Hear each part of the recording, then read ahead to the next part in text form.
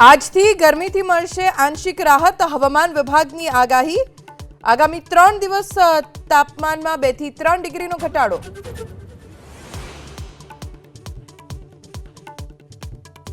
પહાડી રાજ્યોમાં બરફવર્ષાથી વધી મુશ્કેલી હિમાચલના નારકંડામાં ફસાયેલા પર્યટકોનું રેસ્ક્યુ કુલ્લુમાં અનેક જગ્યાએ રસ્તાઓ બંધ ગંગોત્રી યમુનોત્રી બાબા કેદારનાથ ઢંકાયા બરફમાં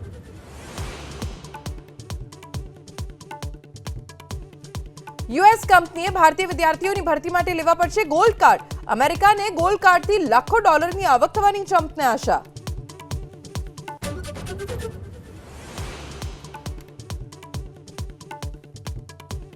રસ્તાઓની ખરાબ સ્થિતિ હોય તેવા હાઈવે પર ટોલ ન વસૂલવાનો જમ્મુ કાશ્મીર હાઈકોર્ટનો આદેશ